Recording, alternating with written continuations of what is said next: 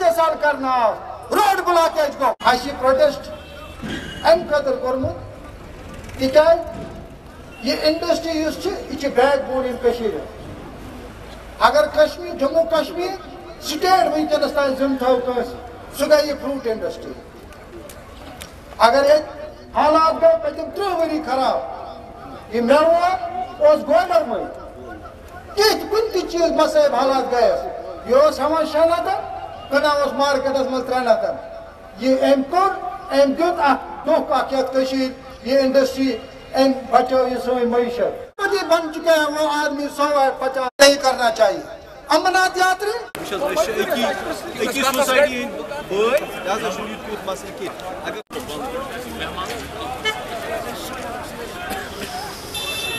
तो इसी सिलसिले में आज सोपोर फ्रूट मंडी में एक एहतजाजी मुजाहरा हुआ।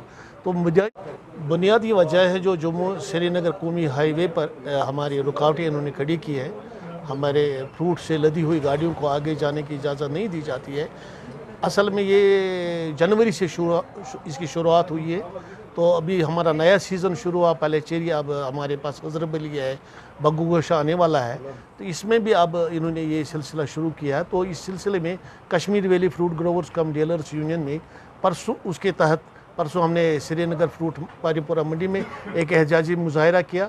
तो हमने गवर्नमेंट से अपील की कि ये नेशनल हाईवे जो है पर इसको आगे जाने की इजाज़त दी जाए। बार हमने डिवकाम से भी बात की, हमने आईजीबी ट्रैफिक से भी बात की, इवन हमने गवर्नर जो हमारे गवर्नर साहब है उनको मेमोरेंडम भी इस बारे में भेजा। हमने जो हमारे कमिश्नर सेक्रेटरी उसको भी इस बारे में आगाही दी। अगरचे कल डिविजनल कमिश्नर साहब ने एक प्रेस कॉन्फ्रेंस में बताया कि अभी कोई सिविलियन ट्रैफिक पर कोई बंदिश नहीं होगी। जैसा कि आप जानते हैं जो ये फ्रूट इंडस्ट्री है, ये इकानमी है, बैकबोन है स्टेट की, लेकिन बदकिस्मती की वजह से इसको बर्बाद किया जा रहा है जानबूझ के, जबकि ऐसा नहीं होना चाहिए। क्योंकि पिछले साल भी अगर देखें अक्टूबर से ही नेशनल हाईवे की वजह से हमारा माल ख़राब हो चुका, रास्ते में करीबन एक महीना 15-15 20-20 दिन रास्तों में रहा। और वो माल उन्होंने जिस मंडी में 10 गाड़ी की डिमांड थी वहाँ 100 गाड़ी या 50 गाड़ी पहुँच गए। उस माल का हमको रेट नहीं, मिट्टी हो गया उस माल का। उस वजह से भी ग्रोवर्स को काफ़ी नुकसान उठाना।